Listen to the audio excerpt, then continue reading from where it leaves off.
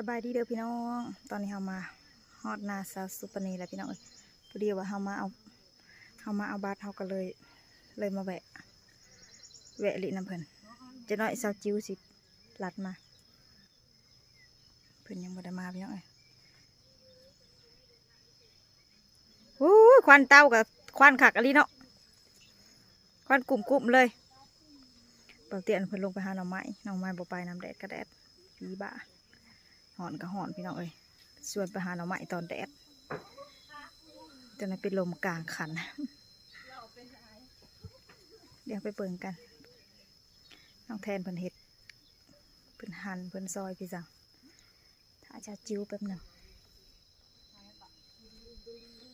ใส่ตำมาได้เขาเสียตำเขาปีอักตำเสร็จร่อนนะ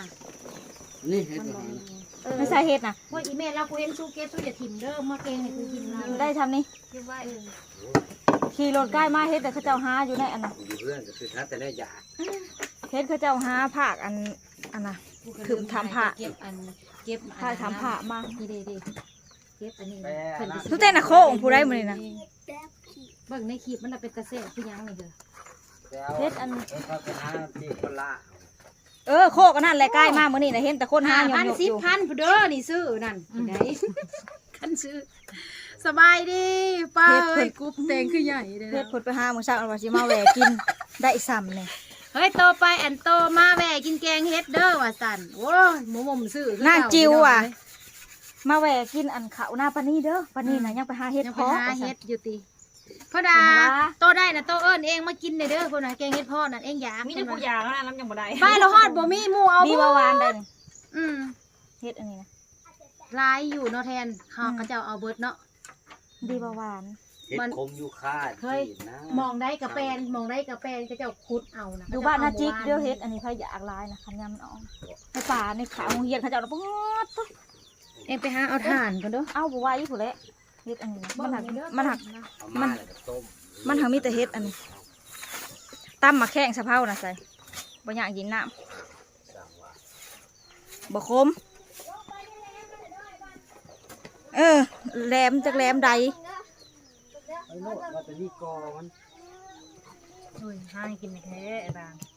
หืม เดี๋ยวบื้นลงไปหา มีแต่บ่อึด อ๋อมันก็สะบุตรนี่มองนี่ ก็ลงไปเบิ่งนี่ยัง บ่ได้มีคนเน่าได้นะผู้ทางผู้น่ะ สาวจิวยังบ่มา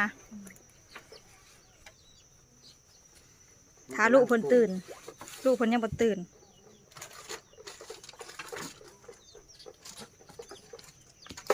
พ้นสิตกห้ำมาจาก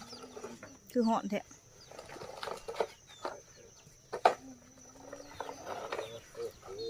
มาสร้างกันยังนี่ โอ้ยแมงวันมือไปงานมื้อนั่นน่ะ ในสายไฟก็ยังเต็มอยู่เนาะรูมอยู่ ที่จะแป้นเฮือนเจ้า มันมานำ มีงานมีการเป็นสั่งไว้ในวัน มันมานำกินนั่นแหละ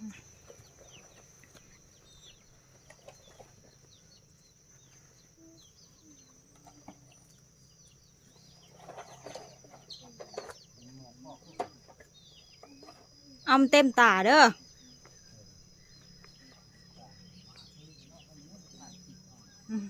บ่ คือน่าทานง่ายกัน ไปนำได้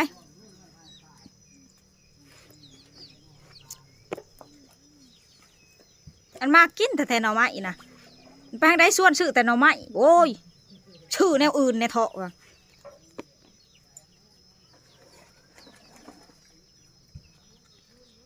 ส่วนตั้งแต่แกงหน่อไม้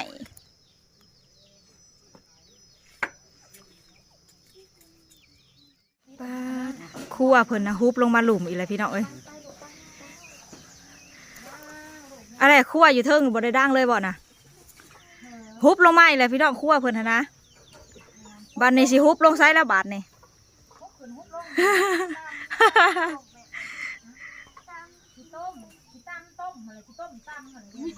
ฮุบพุ่นฮุบพี่น้องเอ้ยไปเบิ่งก่อนเพิ่นเห็ดช่างอันนั้นนะ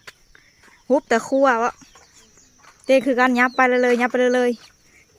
แต่ก็ไปหอดหัว แม่สิตักนี่นี่แนวตำเฮาสุดตำเฮาสิพากินตำ ลืมเอาหมักตองมาใส่ทงไว้ขักแน่ อืม มาเสียบแนวมัน โอ้ย เฮ้ยเดี๋ยวเหลือ0 กีบ เอาไปตะหน่ายลาย ชิบหาย จะไปกดไปใส่ เงินหายบ่ เอ้า เอ้า จะโอนให้ไผ เงินหายบัดนี้ บิ่งดูอ้ เวรกรรมโอ้ยช่างแมงวันนี่เด้อะไรอันนี้ปีกไก่อันนี้ตรีน เติมด้วยฮะชิบหายเงิน4อ่ะ เงิน บ บ อ อ ส ส เงิน2ละ เฮ้ย เงินสอง โอ้ยเบิ่งคักๆดู หาย มันสิหายไปใส่บาทนี่เว้า เบิดเท่านั้นแล้วเบิดขี่เบิดโต๊ดอยู่ในหัน ได้ฮะโอ้ยแกยังเลยลูก เติมซื้อเติมแล้วล่ะก็สมัครอีกเทื่อนึง มึงกดเขาเบิ่งดูเงินมันมีเท่าไรแม่ไอ้บางกดไป2 ล้านบ่ จะว่ากดผิด 95,000ไปสิไปกดช่องละ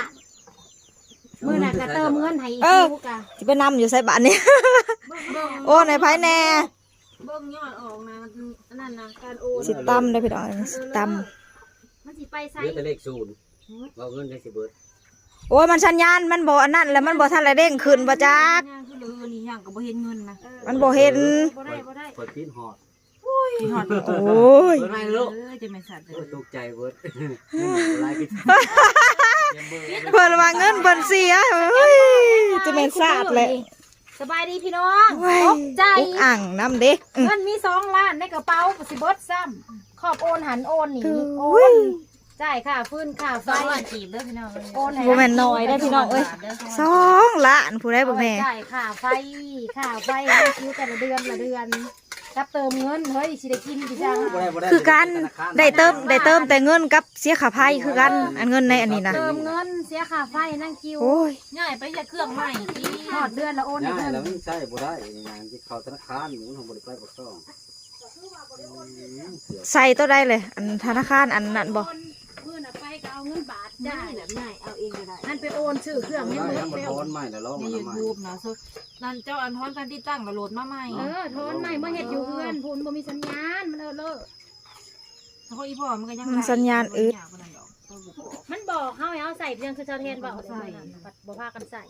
ที่เป็นที่ศูนย์กี่พอดีด้วยที่เป็นกัน เขาไปเบิ่งใน YouTube นะสกอร์วิธีโอนอันนั้นวิธี เพิ่งปานใดมา โอ้ยมันสัญญาณมันบ่นั่นแหละตัวเลขมันขึ้นบ่เบิดติมันเดดขึ้นบ่ทันเห็นติ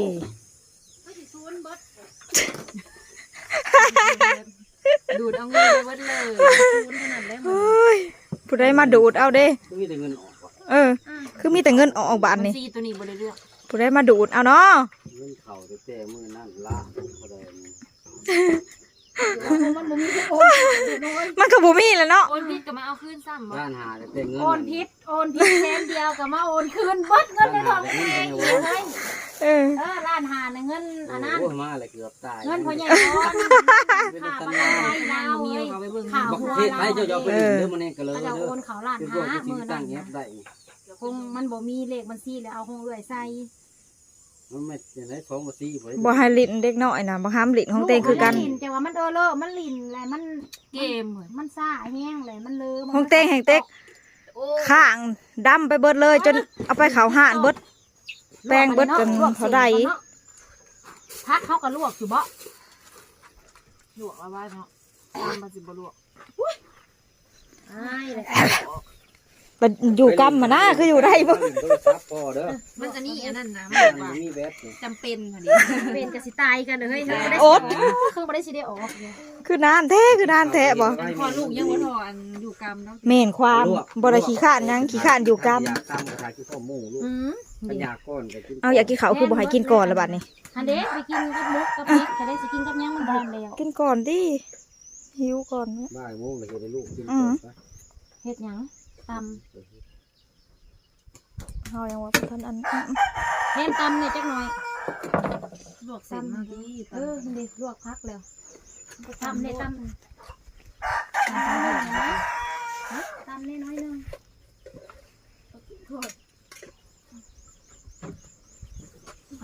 ซ้ำเขามีแต่กิน ครับกิน